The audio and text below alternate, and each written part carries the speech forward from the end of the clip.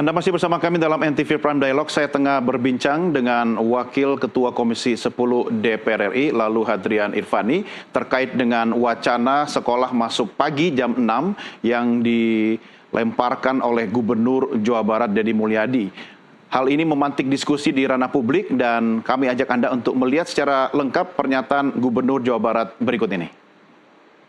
Gubernur Jawa Barat mengeluarkan surat edaran pada seluruh kepala desa, kepala kelurahan, camat, bupati, kepala dinas pendidikan, kapolsek, dan ramil, kapolres, dan dim. Intinya apa? Anak-anak kita yang masih sekolah, kalau harinya hari belajar, bukan malam libur, harus jam 9 ada di rumah. Setuju nggak? Benar. Saya harus konsisten. Kok sekarang masih ada di luar acara Pak Gubernur? Karena besok Kalau malam libur boleh, tapi menurut saya tidak boleh lebih dari jam 2 kalau malam Untuk itu, yang berikutnya saya akan mengajak pada para kepala daerah, bupati dan wali kota, hari belajarnya sampai hari Jumat, Sabtu libur. Setuju? Sekarang SMA sampai hari SMP sampai hari Sabtu. Harusnya menurut saya di Jawa Barat diseragamkan semua proses belajar mengajar sampai hari Jumat. Mudah-mudahan para bupatinya dan wali kota sama dengan Gubernur Jawa Barat. Bener gak? Saya dulu waktu jadi Bupati Purwakarta, saya bupati pertama yang membuat jam pelajaran sampai hari Jumat dan jam belajarnya dimulai jam 6 pagi. Setuju nggak? Nggak apa-apa kan jam belajarnya jam 6 pagi, tapi Sabtu libur. Setuju nggak? Setuju nggak? Baik, kita lanjutkan diskusi kita. Pak Lalu Ari, ini Gubernur Jawa Barat sudah punya kisah waktu jadi Bupati Purwakarta, kemudian akan diuji cobakan untuk skala Provinsi Jawa Barat. Kalau masuk pagi sebenarnya saya pribadi sih suka-suka aja Pak ya. Kalau saya malah dulu sekolahnya dari jam 5 karena di pondok pesantren Pak. Kalau pendapat Anda sendiri bagaimana ini? Ya, jadi kan kondisi masing-masing orang kan berbeda-beda. Kondisi masing-masing anak juga berbeda-beda. Kondisi masing-masing daerah juga tentu berbeda-beda. Nah, kalau kita lihat ide dan gagasan ini dari awal saya sudah mengatakan bahwa ide dan gagasan ini bagus. Upaya untuk mendisiplinkan, kemudian anak-anak tidak boleh keluar malam di atas jam 9. Tapi pertanyaannya anak-anak mana yang masih ada di luar di atas jam 9? Berapa persentasenya kan seperti itu. Nah, kemudian yang kedua bahwa kegiatan belajar mengajar ini yang beliau sampaikan tadi jam 6 bukan jam 6.30 kan. Nah, jam 6 ya tentu harus diuji coba kalau menurut saya. Diuji coba tidak hanya di Purwakarta. Nah, contoh kemarin yang barak militer yang kita lihat hanya di Purwakarta dan terakhir ada Depok yang akan mengikuti. Nah, uji cobalah kalau ternyata di daerah-daerah itu berhasil, efektif, bisa membuat anak lebih sehat, psikologisnya tidak tertekan, bisa membuat anak lebih berprestasi, ya why not? Nah, ini bisa juga dijadikan program ini sebagai salah satu proyek percontohan nasional. Ya kita berdebat di ruang publik hari ini ya wajar-wajar saja karena itu kan bukan merupakan kelaziman.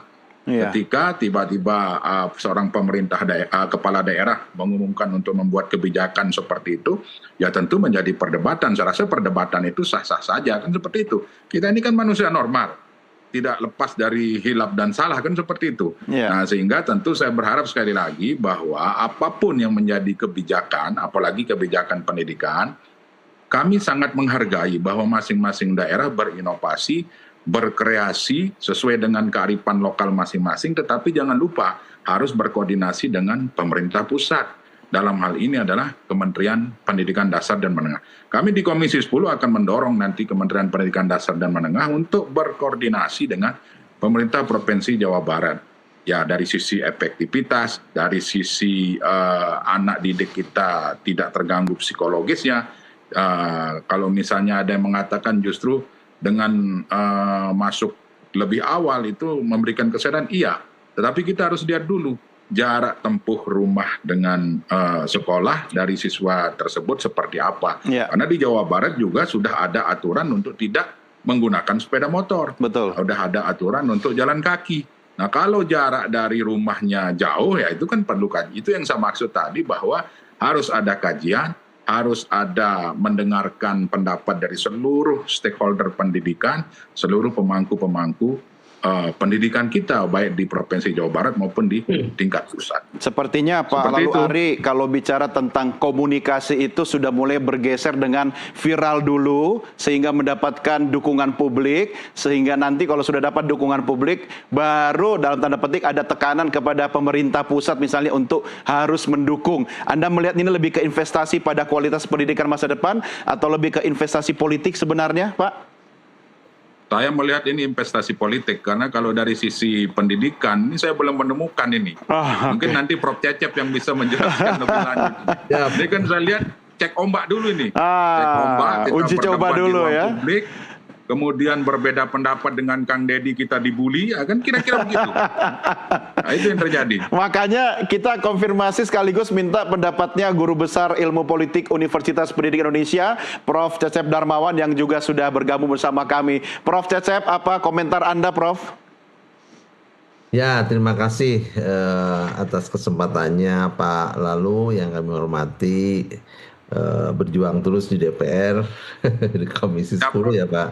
Ya, dan Abang, ini Bang, saya kira memang ini kan masih jadi polemik ya. Ya. Tadinya Pak masuk tuh mau jam 6, tapi saya dengar juga sudah diundur lagi nih 6.30 ya. 6.30. Nah, memang saya memaklumi bagaimana Pak KDM ini memiliki gaya kepemimpinan agak lain Pak Lalu ya. Beliau itu agak lain untuk cek ombak lah tadi istilahnya ya. Bisa jadi itu sebuah cek ombak. Namun kalau biasanya kan kajian dulu baru implementasi ya. Nah, beliau itu laksanakan dulu gitu, nanti kekurangannya dikaji belakangan dibenahi. Saya contohkan dulu waktu bukan dulu ya, kemarin lah soal barak militer ya. Nah, ketika awalnya menjemput wajib militer, kita nggak sepakat karena namanya wajib militer, ada aturan. Iya. Tapi kemudian diralat namanya itu pendidikan karakter. Nah, itu setuju. Ya, terlepas dari misalnya perlu penyempurnaan sini sana ya, tetapi itu satu langkah yang positif. Nah, gitu ya. Itu positif bahwa itu ada kekurangan segala macam ya kita perbaiki. Nah, kayak gini, ini juga kayaknya Pak KDM itu dengar apa yang kita bicarakan tuh dengar. Misalnya tadi Pak Lalu saya sepakat bahwa idenya memang baik ya, tetapi kan Jawa Barat tadi tidak bisa melihat Jawa Barat dari sisi perkotaan saja ya. Nah, karena saya punya ini ya, punya prediksi Pak KDM itu sebenarnya sedang tanda kutip sedang menegur kabupaten kota gitu. Supaya sarana prasarana, infrastruktur ya, kemudian akses anak untuk ke sekolah itu dibenahi dengan baik. Sehingga 6:30 itu bukan semata-mata karena hanya memindahkan jam 7 ke 6:30, setengah jam. Tapi ini satu ekosistem yang ingin dibangun, bagaimana kabupaten kota itu bisa menjadi terintegrasi lah dengan provinsi gitu ya. Kemudian bahu-membahu membangun pendidikan itu mulai dari SD, SMA, SMA itu agar memiliki satu wacana yang sama bahwa menyiapkan generasi Jawa Barat disebut juga Pancawaluya. Ya gitu Pak Lalu ya, ada Pancawaluya. Bener, bager, pinter, singer, cager. Gitu ya. Ada 5 itu posisinya mungkin harus dibenahi, tapi kurang lebih 5 itu. Cuma Prof, saya pengen tahu apakah untuk membenahi ekosistem itu harus dimulai atau salah satunya bisa dimulai dengan mengubah jam masuk sekolah?